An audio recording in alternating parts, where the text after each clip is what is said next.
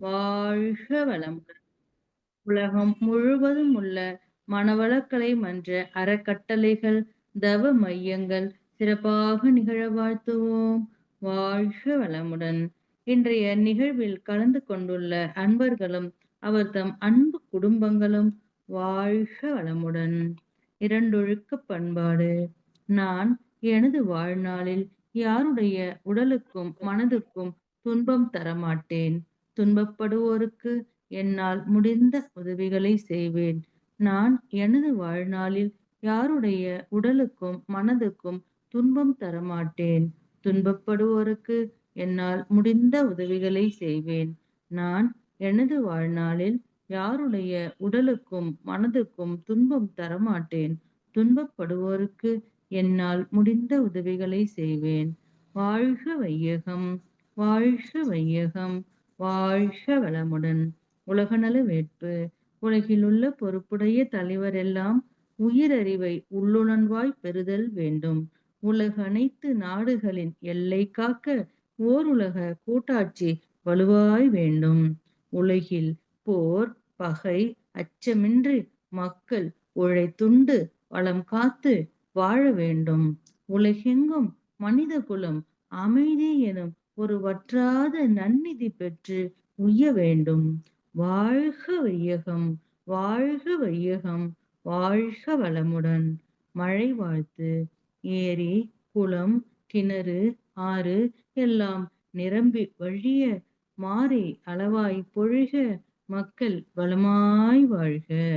ஏரி, குளம், கிணறு, ஆறு எல்லாம் நிரம்பி வழிய மாறி அளவாய் பொழிக மக்கள் வளமாய் வாழ்க. ஏரி, குளம், கிணறு, ஆறு எல்லாம் நிரம்பி வழிய மாறி அளவாய் பொழிக மக்கள் வளமாய் வாழ்க. வாழ்க வையகம்! வாழ்க வையகம்! வாழ்க வளமுடன். நம் மனதில் அமைதி நிலவட்டும். நம்மை சுற்றிலும் அமைதி நிலவட்டும். உலகம் முழுவதும் அமைதி நிலவட்டும்.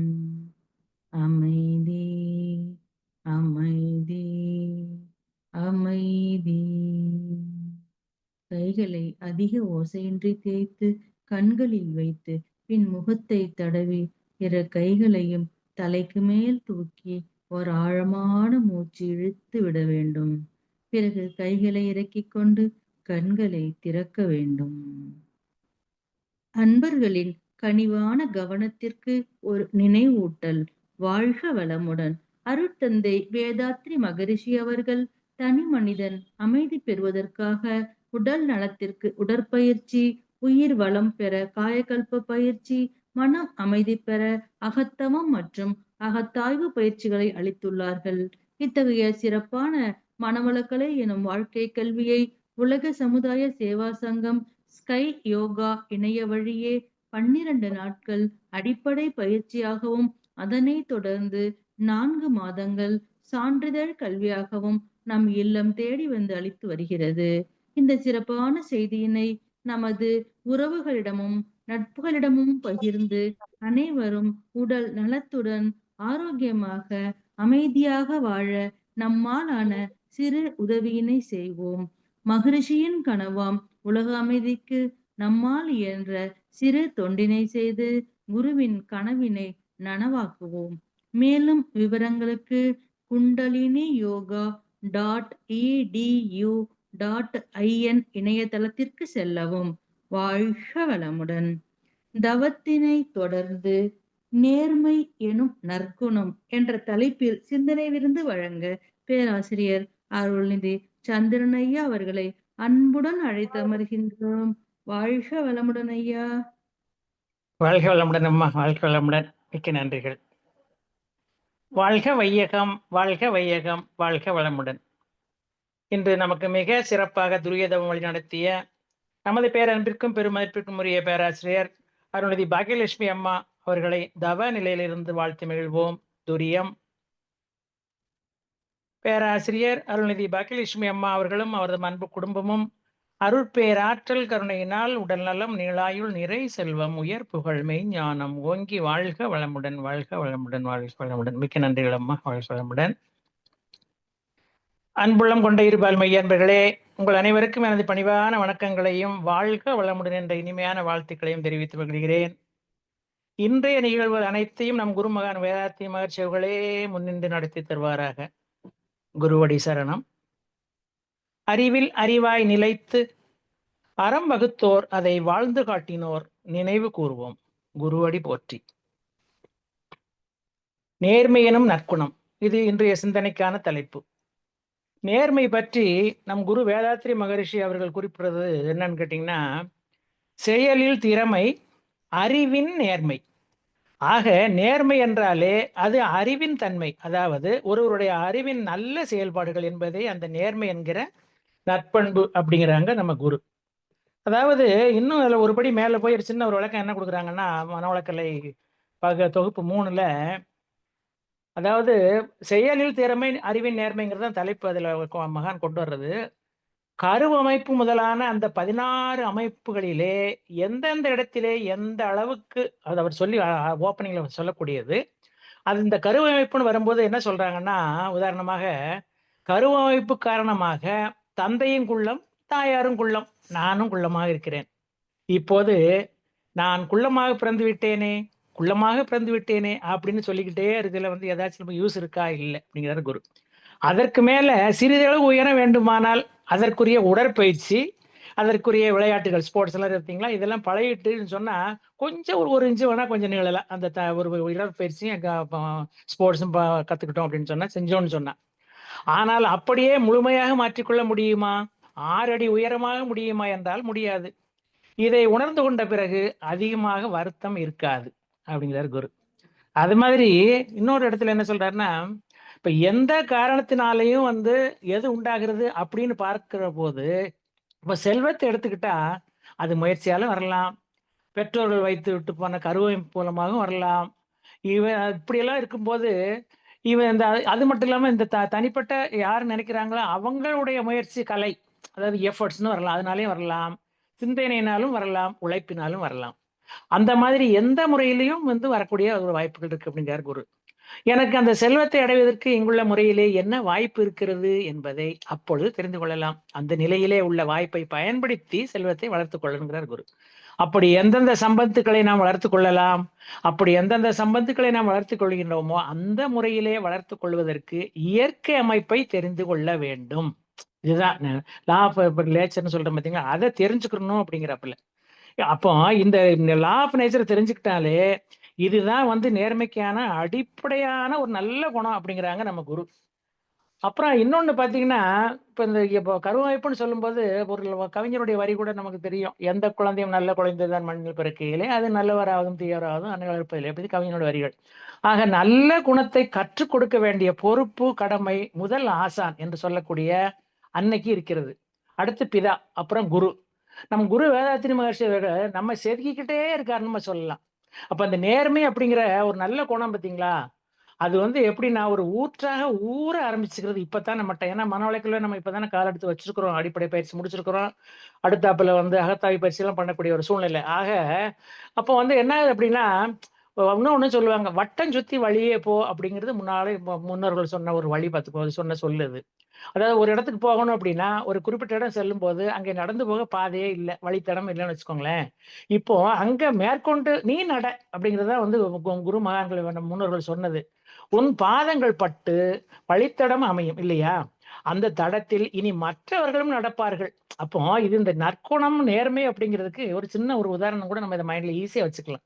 இதுதான் ஞானியினுடைய தத்துவம். ஆமா, ஞானிகள் வாழ்ந்து காட்டிய வழியிலே நாமும் வாழ்வோம். அதுதான் நேர்வழி. அதாவது நேர்மையான முறையிலே வாழ்க்கையை வாழ்வது.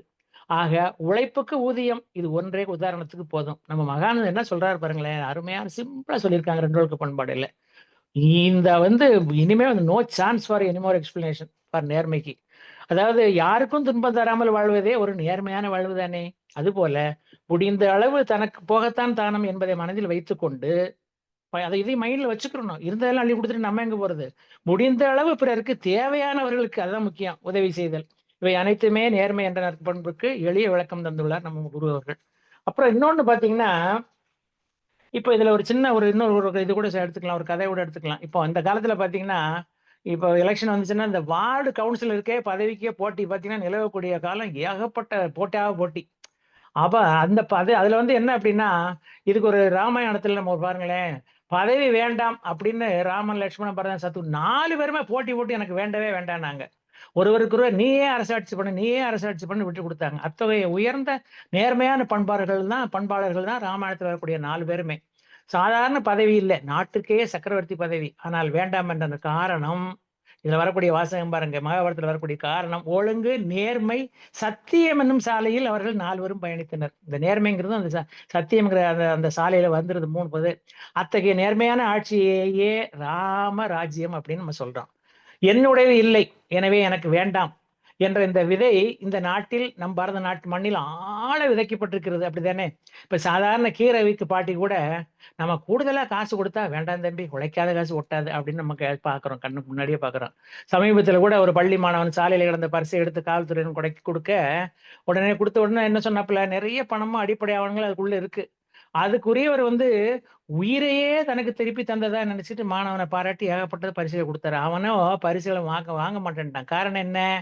அவனுடைய நேர்மையை நேர்மையான ஒரு அந்த குணத்தை தான் அவங்க பாராட்டுறாங்க.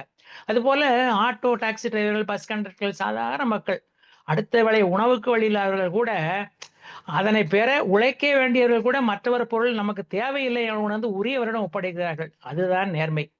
இது இந்த நாட்டின் மரபோடு வந்த பண்புன்னு கூட சொல்லலாம். சொல்லில், செயலில், நடத்தையில் நேர்மையை பின்பற்றுவர்கள் இன்றும் இருக்கத்தான் செய்தார்கள். நம்ம மகான் கூட என்ன சொன்னார் அப்படின்னா, வேண்டாமை வேண்டும், எனக்கு என்னமே தேவையில்லையா அப்படின்னு தான் சொன்னாங்க. அப்ப அதே பாத்தீங்கன்னா ஒரு நேர்மையினுடைய வழிபாடுன்னு கூட எடுத்துக்கலாம். அது மாதிரி மகாபாரதத்துல வச்சிருந்த பாருங்க, தொடங்கும் நேரம் போரில் வெற்றி பெறதுக்காக கேள்விப்பட்டிருக்கோம், களப்பலியிட நல்ல நாள் குறிக்க வேண்டும்னு முடிவெடுத்தான் துரியோதனை. அவனுக்கு தெரிந்த முக்கியமான ஒரு ஜோதிடர்னு அவன் செலக்ட் பண்ணது யாரை தெரியுமா? பஞ்சபாண்டவர்கள்ல சகாதேவன் தான். எதிரியா இருந்தா கூட அவனது நேர்மை, சகாதேவனுடைய நேர்மை, தொழில் நேர்மை துரியவன் தெரியும். எனவே என்ன செய்யறான்? துணிவோட எதிரியின் வீட்டுக்குள்ள நுழைஞ்சு சகாதேவனை சந்திக்கிறான். சகாதேவன் உயர்ந்த நல்ல குணத்தோட அவனை வணங்கி வரவேற்கிறான். தனி இடம் போய் கூப்பிட்டு போனோடனே, போருக்கு முன்பாக இந்த மாதிரி நாள் குறிச்சு குடியா எனக்கு களப்பலியிடறதுக்கு அப்படின்னு சொன்ன உடனே, எதிரிக்கு நல்ல நாள் குறிச்சு கொடுத்தால் தங்களின் வெற்றி கேள்விக்குரியாமை அப்படின்னு அவனுக்கு சகாதேவன் நினைக்க கூட இல்லை பார்த்துக்கோங்க. உடனே குறிச்சு கொடுத்துட்றான், ஒரு அமாவாசை நாள்ல களப்பலி கொடுத்தா நிச்சயம்னு சொல்லிட்டு. இப்போ கண்டிப்பா உனக்கு வெற்றி நிச்சயம் தான் அப்படின்னா உடனே துரியவன நம்பிக்கையோட போயிடுறான். அப்புறம் பின்னாடி நடந்த சமாச்சாரங்கள் நமக்கு தெரியும். ஏன்னா இது கண்ணன் கூட இருக்காரு, பாண்டவர்களுக்கு கடவுளே துணை இருக்கும்போது என்ன தர்மத்தை காப்பாத்துறாரு. ஆனா இன்னைக்கு நிலைமைக்கு பாத்தீங்க அப்படின்னா, இப்ப இந்த உணவுப் பொருட்கள் இருந்து எல்லாத்திலும் கலப்படம், பருப்புல கலப்படம், எண்ணெயில தொடங்கி எல்லாத்தையும் உச்சமா, அரிசியில கூட பிளாஸ்டிக் அரிசி வர ஆரம்பிச்சுட்டு, டைமண்ட் கல்லு மாதிரி ஒன்ன போட்டு அதுல இதை பண்ணிடுறாங்க. எது உண்மையான அரிசி, எது போலியான அரிசின்னு கூட நமக்கு தெரியல. சிறு குழந்தைகள் ஊட்டச்சத்து மாவு தொடங்கி கூட அதில் ரொம்ப சாக்லேட் வரை எல்லாம் கலப்படமாகி போச்சு. ஒன்றும் வேண்டாம், மாட்டுக்கு கொடுக்கக்கூடிய வைக்கோல்ல கூட சோதித்து சரிபார்த்து அதில் ஏதாவது விஷச்சொடியில் முட்கள் உள்ளதா என சரிபார்த்து கொடுப்பவர்கள் தான் அந்த காலத்துல முன்னோர்கள்லாம். இப்ப நமக்கெல்லாம் அதுக்கு நேரமும் கிடையாது. உயிர்கள் இடத்துல அன்பு வேண்டும் என்ற மகாகவி பாரதியாரின் எடுத்துக்காட்டாக வாழ்ந்தவர்கள் தான் நம்ம அந்த காலத்துல. ஆக வாய்மை, நேர்மை தவறி வாழ்பவர்கள் ஜொலிப்பது போல தோன்றும். அந்த கிளிட்டரிங்னு வச்சுக்கோங்களேன். பனி என்ன வெயில் வந்தோன்னு போயிடும். அது மாதிரி அவங்கெல்லாம் தவறி வாழக்கூடியவங்க இப்பதான் நம்ம வேலை வளர்ந்து வர்ற மாதிரி தெரியும். வாய்மை, அதுபோல வாய்மை உள்ளவர்கள் கஷ்டப்படுவது போலையும் தோன்றும். ஆனால் வாய்மை தான் என்னைக்குமே வெல்லும் அப்படிங்கிறதா இதில் உள்ள கணக்கு. காரணம், நம்ம பாரத நாட்டின் உயிர்ப்பு, சத்தியம் எல்லாமே இந்த நேர்மைங்கிறது ஒண்ணுதான். பொய்யாமை ஒன்றை மட்டும் பின்பற்றினால் போதும், பிற அறங்கள் வேண்டாம் அப்படின்னு சொல்றாரு திருவள்ளுவர். அதாவது இதுல மாத்தி வருது பாருங்க, நேர்மை என்கிற அற்புதமான உணர்வை தான் மகான் திருவள்ளுவர் அந்த அளவுக்கு அழுத்தமா சொல்றாரு. அதாவது மேலான சத்தியத்தை அடுத்த தலைமுறையிடம் கொண்டு செல்லணும் அப்படிங்கிறதான் இது நம்முடைய பாரத நாட்டின் பண்பு தான். இது அப்பவே மகான் திருவள்ளுவர் சொல்லிட்டாரு. ஆக வாய்மையே வெல்லும் அப்படிங்கிற போர்டு எழுத்துக்களை மட்டும் பத்தாது, அந்த அன்றாட வாழ்வையும் நம்ம எல்லாருமே நேர்மையை கடைப்பிடிக்கணும் அப்படிங்கிறத இதுல உள்ள ஒரு கருத்து. மகான் திருவள்ளுவர் கூட இன்னொரு இடத்துல என்ன சொல்றாரு அப்படின்னா, அதாவது இந்த பண்பு ஒரு நல்ல பண்பு வேணுங்கிறது. அது அன்புடைமை ஆன்ற குடிப்பிறத்தல் இவ்விரண்டும் பண்புடைமை என்றும் வழக்கு அப்படிங்கிறதா இது. இதுலயும் அந்த நேர்மைக்கு சொல்லக்கூடியதுதான். அதாவது அனைவரிடமும் அன்புடையவா இருந்தாலே அது நேர்மைக்கான அடித்தளம் தான். அது ஒரு பண்பு அப்படிங்கிறது தான் வள்ளுவர் பெருந்தகை சொல்லக்கூடியது. அவரே இன்னொரு இடத்துலயும் ஒண்ணு என்ன சொல்றாரு அப்படின்னா, அதாவது அந்த குறளும் நமக்கு நல்ல ஒரு அருமையான குறள் தான். நற்பண்பு அப்படிங்கிற ஒரு தான் சொல்லி வர்றாரு அவரு. அதாவது நிறையுடைமை நீங்காமை வேண்டின் பொறையுடைமை போற்றி ஒழுகப்படும் அப்படிங்கிறது. இந்த நற்பண்புகள் நிலைச்சிருக்கணும் அப்படின்னா, அவனை பொறுத்தவரையில அந்த ஆத்மா பொறுத்தவரையில ஒரு பொறுமையா இருந்தாலே வந்து அந்த நற்பண்புங்கிற குணம், நேர்மைங்கிற குணம் வந்துரும் அப்படிங்கிறது. அதுபோல இன்னொரு இது கூட பாருங்களேன், ஒரு ஜெனரல் போர்டு நம்ம போர்டு கார் கேள்விப்பட்டிருக்கோம் இல்லையா? அதோட ஓனர் டைரக்டர் தான் அவரு. ஐ மீன் மேனேஜிங் டைரக்டர்னு வச்சுக்கோங்க. ஓனர். அவர பத்தி எல்லாருக்கும் நம்ம தெரிஞ்சிருக்கும். உலக புகழ்பெற்ற போர்டு கார் நிறுவனத்தின் உரிமையாளர். அவரு 2 இளைஞர்கள ஹோட்டலுக்கு கூட்டு போறாரு டின்னருக்கு. அதுல ஒருத்தர தான் செலக்ட் பண்ணணும். அந்த 2 பேர்ல ஒருத்தருக்கு பதவி உயர்வு குடுத்து செலக்ட் பண்ணணும். டின்னர் முடிஞ்ச பிறகு இருவர்ல ஒருத்தர தேர்ந்தெடுத்துட்டாரு. தேர்ந்தெடுக்கப்படாதவர் வந்து ஹோட்டல்ல இருந்து வெளில வரையில அவர்ட்ட கேட்கிறாரு. போட்டு என்ன கேட்கிறாரு, ஐயா இருவரும் நாங்க 2 பேரும் ஒரே படிப்பு தான், ஒரே பல்கலைக்கழகம் தான், நல்ல மதிப்பெண்கள் 2 பேருக்குமே. டின்னர் சாப்பிடும்போது நீங்க கார் சம்பந்தமாவோ, இன்ஜினியரிங் சம்பந்தமாவோ எதுவும் கேட்பீங்கன்னு பார்த்தா ஒண்ணுமே அதுல கேட்கல. ஆனா எந்த தகுதியில அவர தேர்ந்தெடுத்தீங்க, என்னைய விட்டுட்டீங்க அப்படின்னு கேட்கிறாரு. உடனே போர்டு சொல்றாரு, ஐயோ ஒண்ணும் இல்லையே தம்பி, 2டே காரணங்கள் தான். நீ சாப்பிடும்போது முதல்ல கொஞ்சம் உப்ப போட்டுட்டு, அப்புறம் டேஸ்ட் பண்ணி பார்த்துட்டு, அதுக்கப்புறம் வந்து நீங்க சாப்பிட ஆரம்பிச்ச. அவரு என்ன செஞ்சாரு அப்படின்னா, முதல்ல சாப்பிட்டுட்டு, அதுக்கப்புறம் உப்பு போட்டாரு. இதுதான் முன்னெச்சரிக்கை. இதுதான் நிறுவனத்துக்கு, என்னுடைய நிறுவனத்துக்கும் தேவை. எந்த பிரச்சனையா இருந்தாலும் முன்னெச்சரிக்கையோட கவனமா இருக்கணும். அதாவது வருமுன் காத்தல் அப்படிங்கிறது. அது இன்னும் 1. 2வது 2 பாயிண்ட் தான் சொன்னாரு அவரு. அவர் உணவருந்தும்போது உணவை பரிமாறிய சர்வர்களுக்கு நன்றி ப்ளீஸ் என்ற சொற்களை உபயோகப்படுத்தினார். நீங்கள் அவர்களை ஒரு பொருட்டாகவே மதிக்கவில்லை. என்னிடம் மட்டுமே மரியாதையா இருந்தீர்கள். ஏன்னா நான் டைரக்டர், நான் தான் ஐ மீன் மேனேஜிங் டைரக்டர், நான் தான் உங்களை செலக்ட் பண்ணி ஆகணும். ஆக நிறுவனத்திற்கு மனித நேயம் இன்றியமையாதது. அது மனித நேயம்ங்கிறது ஒரு வகையான நேர்மையான குணம் தான் அது. தொழிலாளர் பிரச்சனைகளை மனித நேயத்தோடு அணுகி சரியான தீர்வு காண்பதெல்லாம் வந்து இந்த நேர்மை குணத்துல, நற்பண்புகள் குணத்துல அடங்கிருச்சு அப்படிங்கிற அர்த்தம் தான் அவர் சொல்லி வர்றாரு. ஆக இது போன்ற நேர்மையான குணம் உள்ளவர்கள் தான் எனக்கு தேவை. இதுதான் வந்து அப்போ இது என்ன சொல்ல வர்றாரு அப்படின்னா, ஒவ்வொரு இடத்திலும் வந்து இந்த நேர்வன் தவறாமை, எதையும் நேர்த்தியாக செய்யும் பழக்கம், பிறரை மதிக்கும் நற்குணம், நன்றி பாராட்டும் நற்குணம், இதெல்லாம் வந்து இந்த நேர்மைங்கிற நற்குணத்துக்குள்ள உள்ள அடங்கி போகுது எல்லாமே, நல்ல குணத்துல. ஆக இந்த பழக்கவழக்கங்கள்லாம் வந்து கண்டிப்பா அவசியங்கிறது நம்ம குரு அழுத்தம் திருத்தமா சொல்றாங்க. அப்போ இதெல்லாம் கண்டிப்பா உண்மைதான், நமக்கு எடுத்துக்கிறோம் நம்ம வாழ்க்கை முன்னேறதுக்கு. அது மட்டும் இல்லாம இன்னொரு வாசகம் என்ன வருது, பதவி வரும்போது பணிவும் வர வேண்டும், துணிவும் வர வேண்டும்ங்கிறதெல்லாம் இருக்கத்தான் செய்யுது.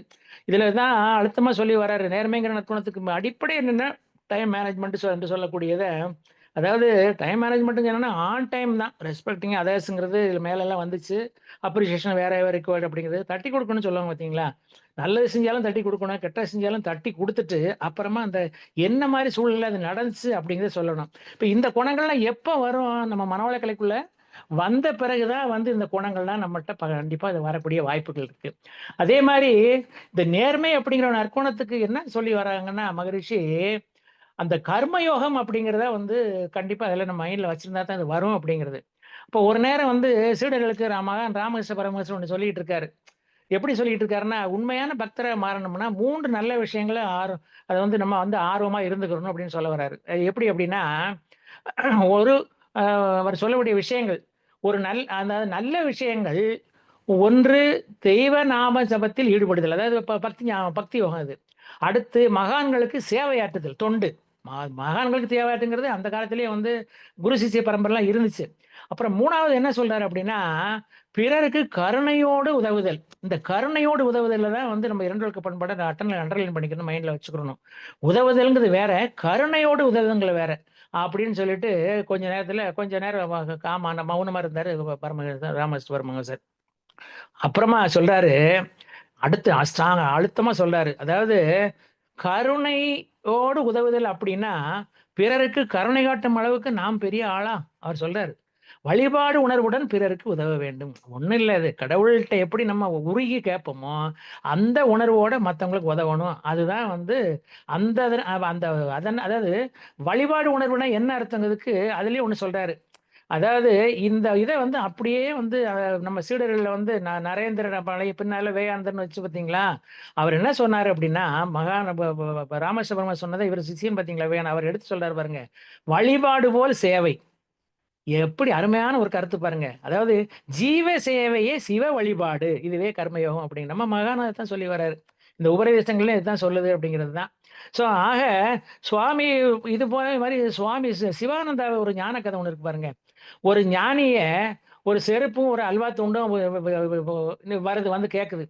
யார்ட்ட? ஒரு ஞானிட்ட வருது. ஒரு செருப்பும் வருது, ஒரு அல்வா துண்டும் வருது. அப்போ செருப்பு வந்து அந்த ஞானிகிட்ட சொல்லுது, சாமி நான் என் எஜமானரை பல இடங்களுக்கும் பத்திரமாக சுமந்துட்டு போறேன். அவர் பாதங்களை கல் முள் போன்றவை பாதிக்காமல் பாதுகாக்கிறேன். இந்த சேவையால நாள்தோறும் தேய்ந்து கிழிந்து அழிந்து கொண்டிருக்கிறேன். ஆனால் அவர் என்னை மதிப்பதே இல்லை. வீட்டுக்குள் என்னை அனுமதிப்பது இல்லை. வாசலில் என்னை கழட்டி விடுகிறார். இந்த அவமானத்தை சகிக்க முடியலன்ட்டு இந்த செருப்பு கதறது ஞானிட்ட. உடனே ஞானி சொல்றாரு, அன்புக்குரிய செருப்பே, உன் நலத்தை தியாகம் செய்து எஜமானுக்கு சேவையாற்றும் நீ பெரிய கர்மயோகி. இந்த கர்மயோகம் அப்படிங்கிறதுக்கு நமக்கு நேர்மைங்கிற நற்குணத்துக்காக இது வரக்கூடியது. கர்மயோகி அது மிகப்பெரிய மதிப்பு. ஒரு கர்மயோகி பிரதிபலனை எதிர்பார்க்காமல், மகான் சொல்றது அதுதானே, அதாவது நிஷ்காமிய கர்மம் அப்படிங்கிறது எதிர்பார்க்காமல் தனது பணிகளை ஒரு வழிபாடாக செலுத்த வேண்டும். தனது பணிகளை ஒரு வழிபாடாக செயல்படுத்த வேண்டும். எல்லோரும் தெய்வத்தின் வடிவங்களே. எஜமானுக்கு பணி செய்வதாக நினைக்காதே, தெய்வத்துக்கு தொண்டு செய்வதாக கருதிக்கொள். நீ மதிப்பு நிறைந்த கர்ம யோகி என்பதில் பெருமிதம் கொள்ளிட்டு அப்படியே செருப்பத்தை தட்டி கொடுத்தாரு. அடுத்தாப்புல அல்வா தொண்டு புலம்புது பாருங்க, சாமி நான் மிட்டாய் கடையில் இருக்கும்போது என்னை அனைவரும் வாங்கி செல்லும் போது என்னை ஊட்டச்சத்து நிறைந்த இனிப்பு என்று அனைவரும் ருசித்து சாப்பிடும் போது எனக்கு நல்ல மதிப்பு, அது பெரும் சந்தோஷத்தையும் எனக்கு தருது. என்னை சாப்பிடுவர்கள், இதுல பாருங்க இதுதான், என்னை சாப்பிடுவர்கள் மலம் கழிக்கும் போது என் சக்கைகளும் வெளியேறுகின்றன. அப்போது என்னை யாரும் மதிப்பதில்லை, மதிக்க கூட வேண்டாம். அருவருப்பை வெளிப்படுத்தி விலக்கி ஒதுக்கி அவமதிக்கிறார்கள். இந்த அவமானத்தை என்னால் தாங்க முடியவில்லை சாமி சொன்னோன்னா, அதுக்கு பாருங்க அறிவுரை சொல்றாரு ஞானி, அன்புக்குரிய அல்வா துண்டே, செருப்பு போல் நீயும் மிகப்பெரிய கர்மயோகி. உன் அழகு, ருசி, மனம், ஊட்டச்சத்து உள்ள குணம் ஆகியவற்றால் பிறருக்கு சேவையாற்றுகிறாய். உன் உடல் வடிவம்தான் நீ என்று தவறாக கருதுவதால் தான் உனக்கு இப்படி ஒரு கலக்கம் வருகிறது. நீ அழகிய மனம் கொண்ட அல்வா துண்டும் அல்ல, துர்நாற்றம் கொண்ட கழிவு பொருளும் அல்ல. உடலோடு தன்னை சம்பந்தப்படுத்திக் கொள்ளாமல் உணர்வாக ஒரு சாட்சியாக இருந்து தொண்டு செய்வரே கர்மயோகி. மகான் வந்து அடிக்கடி சொல்லக்கூடிய ஒரு விளக்கத்துக்கு ஒரு சின்ன ஒரு கதை. அதே போல் நீ அதுன்னு சொல்ல, நீ சுயநலமற்ற தொண்டு உணர்வு என்பதை உணர்ந்து நீ மதிப்பு நிறைந்த கர்மயோகி என்ற பெருமிதங்கொள் அப்படின்னு சொன்னார் அந்த ஞானி. ஆக இந்த நேர்மை என்ற ஒரு நற்கோணம் இருந்தாலே அங்க கர்மயோகம் வந்து கண்டிப்பா நமக்கு தலை நிமிரும் அப்படிங்கிறது தான். அது மாதிரி இந்த இதுக்கு வேற என்ன சொல்றது, கர்மயோகத்துக்கு உச்சமே வந்து நமக்கு பொறுமை இருந்தாலே அது ஆட்டோமேட்டிக்கா நமக்கு நேர்மைங்கிற குணம் வந்துடும் அப்படின்னு இருந்தாலும் கூட, இன்னொரு சின்ன இது பாருங்களேன். அதாவது நேர்மை அப்படிங்கிறதுக்கு ஒரு சின்ன சின்ன ஒரு 5 பாயிண்ட் இருக்கு. அடிப்படை குணங்கள் என்னெல்லாம் அவசியம். அதாவது எவரையும் உரசி பார்த்து மதிப்பிடாதீர்கள், அலசி பார்த்து புரிந்து கொள்ளுங்கள். நமக்கு வித்தியாசமான ரசனைகள், விருப்பங்கள், எண்ணங்கள், பழக்க வழக்கங்கள் இருப்பது போலவே அவர்களுக்கும் இருக்கும். அந்த வித்தியாசத்தை ஏற்போம். இது வந்து நற்குணத்துக்கான அடிப்படை தன்மை. அடுத்து, யாராவது தவறு செய்யும் போது கோபப்பட்டு அவர்களை திட்ட வேண்டாம். யாரும் விரும்பி வேண்டுமென்றே தவறு செய்வதில்லை தானே, அது தவறுதலாகவே நடக்கிறது. எவ்வளவு மோசமான சூழ்நிலையா இருந்தாலும், எப்படிப்பட்ட நெருக்கடியான தருணமாக இருந்தாலும் நம்பிக்கை இழக்காதீர்கள். அதை மாற்ற நம்மால் முடியும் என்ற எண்ணமே ஊக்கம் தரும். 4வது, உங்களுக்கு மகிழ்ச்சியும் பெருமிதமும் கொடுக்கும் செயல்களை செய்யுங்கள். அதை மற்றவர்கள் எப்படி நினைக்கிறார்கள் என்று கவலைப்பட வேண்டாம். பயனலா, இதை இந்த நேரத்தில் செய்யாமல் விட்டு விட்டோமே என்று பிறகு நினைத்து வருந்துவது கூடவே கூடாது. அந்த நேரத்தில் அதை செய்யலாம் என்று இறங்கி விடுங்கள். விளைவுகள் எப்படி இருந்தாலும் பரவாயில்லை. ஆக இப்படிப்பட்ட குணங்கள் நம்மிடம் இருந்தால் நம்மிடம் நேர்மை என்கிற அருமையான ஒரு நற்குணம் குடிகொண்டுள்ளது அப்படிங்கிறத நமக்கு தெரிஞ்சுக்கலாம் அந்த வகையில. அது மாதிரி இன்னொன்று ஒரு சின்ன ஒரு உதாரணம் கூட நம்ம எடுத்துக்கலாம்னு வைங்களேன். அது எப்படின்னா, ஒரு நிமிஷம். அதாவது நேர்மைங்கிற நற்குணத்துக்கு வந்து ஒரு உதாரணம் பாருங்களேன். என்ன சொல்லி வராங்க அப்படின்னா, பெரியவர்கள் வந்து எளியவர்களிடம் கருணை காட்டுங்கள். ஏற்கனவே அந்த ராமகிருஷ்ண பரமஹம்சர் சொன்ன ஒரு கதை தான் அது. தேவை இருக்கும் யாருக்கோ உங்களால் முடிந்த உதவிகளை செய்வது உங்களை அறியாமலே உங்களுக்குள் சந்தோஷத்தை நிரப்புவதாக நிபுணர்கள் சொல்கிறார்கள். நமக்கு வந்து உள்ளே அது ஒருத்தருக்கு ஒரு உதவி பண்ணிட்டோம்னா நமக்கு தெரியாமலே நமக்கு பாசிட்டிவான ஒரு சுரப்பிகள் சுரக்கும் அப்படிங்கிற கூட எடுத்துக்கலாம். இதை கிட்டத்தட்ட உங்கள் கைகளில் நிறைய பணம் பெறும்போது எழும் மகிழ்ச்சிக்கு நிகரானதாக இந்த சந்தோஷம் இருக்கிறதாம். அது நிபுணர்கள் சொல்லக்கூடியது. தேவையோடு இருக்கும் மாணவனுக்கு ஒரு புத்தகம், குளிரில் தவிக்கும் முதியவருக்கு ஒரு போர்வை, இப்படி இயன்றதை செய்வதில் கிடைக்கும் நிறைவு நம் மகிழ்ச்சி, அதில் இருக்கக்கூடிய சந்தோஷம் அவ்வளவு இருக்கும் அப்படிங்கிறாங்க. இது எப்பவுமே என்ன செய்யும், இல்லைல்லாம் அந்த நேர்மையான குணம் வந்து இந்த மாதிரி தன்மைகள் நம்மகிட்ட இருக்கும்போது அது கூடும் அப்படிங்கிறது. அது மாதிரி இன்னும் சில ஒரு டிப்ஸ் இருக்கு. தினசரி சந்திக்கும் உங்கள் நெருக்கமான நண்பரிடம் அரசியல், நாட்டு நடப்பு, அலுவலக சிக்கல், சினிமா ஆகியவற்றை தாண்டி அர்த்தமுள்ள விஷயங்களை பேசி எத்தனை நாட்கள் ஆகிறது அப்படின்னு எண்ணி பாருங்க. அதே வந்து அதிலே ஒரு நேர்மையாங்கிற குணம் நமக்கு வர ஆரம்பிக்கிறோம். அதே மாதிரி இன்னும் நிறைய விஷயங்கள் இதுல பழைய காலத்தில் உள்ள மகான்கள் சொல்லி வச்சிருக்காங்க, ஒரு டிப்ஸ் கொடுத்துருக்காங்க. நம்ம மகான் வந்து என்ன சொல்லுறாங்க அப்படின்னா, இன்னொரு ஒரு மகான் சொன்ன ஒரு கருத்தை இதுல எடுத்துக்கிருவோம். அதாவது நேர்மைக்கு வந்து நான் நான் இந்த நேர்மைங்கிற நற்குணத்துக்கு வந்து என்ன சொல்றாரு அப்படின்னா, தேவை, பழக்கம், சூழ்நிலை இவற்றின் உந்துதலால் தன்னை மறந்து புலன்வழி நின்று வாழும் மயக்க நிலையிலிருந்து விடுபட்டு அறிவின் தெளிவோடு வாழ்வின் பயனுணர்ந்து புலன்களை கருவிகளாக கொண்டு விழிப்பு நிலையில் வாழும் அந்த குணம் தான் சொல்றாரு நேர்மை அப்படிங்கிறதுக்கு. இதுதான் நேர்மை அப்படிங்கிறாரு. ஆக இந்த நற்குணம் நம்மிட குடிகொண்டு உள்ளது அப்படிங்கிறதுக்கு இதுதான் அத்தாட்சி. அப்படிதான் வந்து மகரிஷி சொல்லக்கூடிய ஒரு தன்மை. அப்போ இந்த நேர்மை இருந்தாலே நம்மளால நிறைய விஷயங்களை சாதிக்க முடியும் அப்படிங்கிறது தான். இன்னொரு விஷயம் என்ன அப்படின்னா, நம்ம இதே ராமகிருஷ்ண பரமஹம்சர் என்ன ஒரு அதுல ஒரு அழுத்தம் கொடுக்குறாங்க அப்படின்னா, அதாவது அந்த செயல் தான் அதுக்கு வந்து அடிப்படையான ஒரு தன்மை. நல்ல செயல் செய்யறது தான் நேர்மை அப்படிங்கிறது. அப்போ அப்படிப்பட்ட செயல்களை வந்து நம்ம முற்றிலும் விடுவது சாத்தியமல்ல அப்படிங்கிறாரு மகான் ராமகிருஷ்ண பரமஹம்சர். நீ விரும்பினாலும் விரும்பாவிட்டாலும் உன் இயல்பே உன்னை செயலில் ஈடுபட தோண்டும். உன்னுடைய குணம் என்ன இருக்கோ அது ஆட்டோமேட்டிக்கா உன்னை செயல்பட செஞ்சிடும். அதனால் தான் பற்றற்று செயல்புரியுமாறு சாஸ்திரங்கள் கூறுகின்றன. இது வந்து ராமகிருஷ்ண பரமஹம்சருடைய சொன்ன வாசகங்கள். அதாவது பலனை எதிர்பார்க்காமல் செயல்புரிய வேண்டும். இதுவே கர்மயோகம். நம்ம குரு சொல்றது அதுதானே, நிஷ்காமிய கர்மத்துக்கு. அதாவது நேர்மை என்ற நற்குணத்தின் வெளிப்பாடு வந்து இதுதான் வந்து நிஷ்காமிய கர்மம் அப்படின்னு நம்ம குரு சொல்லக்கூடியது. இதே இது மகான் விவேகானந்தர் வந்து ஒரு இடத்துல எப்படி சொல்லி வர்றாரு அப்படின்னா, அதாவது எல்லாமே அவர் மகான் இவங்க சொன்னதுதான். அதாவது நல்ல லட்சியம் ஒன்றில் வெற்றி பெற வேண்டுமானால் அதன் ரகசியம் அளவற்ற பொறுமை, மகத்தான தூய்மை, நேர்மையான, அதாவது அந்த இடத்துல விவேகானந்தர் சொல்றாரு மகான், நேர்மையான மாபெரும் விடாமுயற்சி கொண்டிருப்பதுதான் அப்படிங்கிறத அவர் கொடுக்கக்கூடிய ஒரு அழுத்தம். நம்ம குரு சொல்றது என்ன அப்படின்னா, இந்த இந்த எல்லாத்தையும் கணக்குல வச்சு இன்னொரு விஷயம் என்ன சொல்ற, நேர்மைக்கு அச்சாரன்னு சொல்லும்போது இந்த கடமையை வந்து அழுத்தம் கொடுக்குறாரு. உடல் நலமும் அறிவின் உயர்வுமே பெருநிதி, கடமையின் சிறப்பே களங்கமிலா வாழ்வு. இதுதான் கடமை, நேர்மைக்கு அச்சாரம் அப்படிங்கிற நம்ம குரு சொல்றாங்க. அது போல இன்னும் ஒரு ஒரு நம்ம வந்து இன்னொரு சின்ன உதாரணத்தோட நிறைவு செஞ்சுக்குருவோம். இப்போ ஒரு பெரிய நிறுவனத்துல வந்து ஒரு சீனியர் மேனேஜர் வந்து பொறுப்பில் இருந்தார். நூற்றுக்கணக்கான பணியாளர்களை நேரடியாகவும் மறைமுகமும் வேலை வாங்கும் பதவி தான் அவருக்கு. சீனியர் சூப்பர்வைசர்னு வச்சுங்களேன். அவர் யாரிடமும் கோவப்பட்டு அலுவலகத்தில் யாரையும் பார்த்ததே இல்லை. அவர் கோவப்பட்டதை யாரும் பார்த்ததே இல்லை. அந்த அளவு சாதுவானவர். எவ்வளவு நெருக்கடியான சூழலிலும் உணர்ச்சி வசப்பட்டு வார்த்தைகளையும் வந்து விடமாட்டார். அதே மாதிரி முதலாளியிட்ட காட்டும் அதே கனிவை தான் சாதாரண அவருக்குள்ள உள்ளவங்ககிட்டையும் காட்டுவார். அதே சமயத்துல மற்றவர்களிடம் வேலை வாங்குறாரு பார்த்தீங்களா, கீழே உள்ளவங்கள, அதுலயும் எந்த குறையும் வச்சதில்லை. அவர் அப்படி இருக்கக்கூடிய காலகட்டத்தில் அவர் மேல எல்லாத்துலயும் மரியாதை, அன்பு அவ்வளவு வச்சிருந்தாங்க. அவர் என்ன வேலை சொன்னாலும் உடனே முடிச்சு கொடுத்துருவாங்க. அப்போ அவருடைய ரிட்டையர்மெண்ட் நாள் வருது. ரிட்டையர்மெண்ட் நாள் அன்னைக்கு எல்லா ஊழியர்களும் அவர்கிட்ட அப்படியே கண்ணீர் வழியுது, கை உலுக்கி வழி அனுப்புறாங்க. முதலாளி அவரை கூப்பிட்டு, உங்களுக்கு கோபமே வராதா? எப்படி உங்களால இத்தனை ஆண்டுகள் இவ்வளவு நிதானமாக வேலை வாங்க முடிஞ்சதுன்னு கேட்கிறாரு. அப்போ அது வந்து என்னன்னா, இப்ப தனக்கு கீழே உள்ளவங்கள எப்படி இது மகான் நம்ம சொல்லக்கூடியதுதான். நீ வந்து அன்பால வந்து எதையுமே சாதிக்க முடியும் அப்படிங்கிறது தான். அப்போ அவருடைய பையன் வந்து இந்த அனுபவத்துக்கு ஒண்ணு வருது. அந்த பையன்ட்ட கேட்கும்போது அந்த பையன் என்ன சொல்றாரு அப்படின்னா, என் அப்பா வந்து ஒரு நிறுவனத்தில மேற்பார்வையாளராக பணிபுரிந்தாரு. வெளியில எங்காவது செல்லும்போது என் அப்பாவுக்கு மற்றவர்களது மரியாதையை பார்த்து, அப்பா வலிமையானவர், சக்தி வாய்ந்தவர்ன்னு நினைச்சுக்கிட்டேன் நானு. அவரத்தான் நான் ரோல் மாடலா எடுத்துக்கிட்டேன்னு அந்த பையன் வந்து தன்னுடைய அனுபவத்த பகிர்றாரு. அப்போ ஒரு நாள் காலேஜ்ல படிக்கிற பையன், ஒரு நாள் காலேஜ் முடிச்சு சீக்கிரமா வந்தோனே அப்பா பார்க்கலாம் அங்க போனா, அங்க வந்து பார்த்தீங்கன்னா, ஓரமா நின்னு பார்க்கையில முதலாளி காய்ச்சு பூச்சுன்னு அவங்க அப்பா கத்திக்கிட்டு இருக்காரு. அது மட்டும் இல்ல, கூடயும் ஆட்கள் இருக்காங்க. அப்பா அப்படியே தலை குனிஞ்சு நிக்கிறாரு. அப்போ அது மட்டும் இல்ல, முகத்துல கண்ணீர் வடியுது அப்பா முகத்துலயும். ஆனா இந்த பையன் ஆஹா! இவர் ரொம்ப வலிமையானவர் நினைச்சுக்கிட்டு இருந்தோமே, இப்படி இருக்காருன்னு சொல்லிட்டு வீட்டுக்கு இவன் வருத்தப்பட்டத கண்டுக்கிறாம வீட்டுக்கு வந்துட்டான். அன்னைக்கு முடிவு எடுத்திருக்கான். எப்படி அப்படின்னா, நாளை நான் என்ன வேலைக்கு போனாலும், சொந்தமாக தொழில் நடத்தினாலும், அப்பாவுக்கு அவர் முதலாளி செய்ததை நான் எப்போதும் செய்துவிடக் கூடாது. அப்படிங்கிறது தான் ஒரு முடிவு. அடுத்த முடிவு. நான் அவங்க அப்பா அப்பா வந்து அவங்க அப்பாவோட முதலாளி கன்னா பின்னான்னு திட்டினாரு பார்த்தீங்களா? அந்த வகையில எந்த அந்த பையன் எடுத்த முடிவு அது.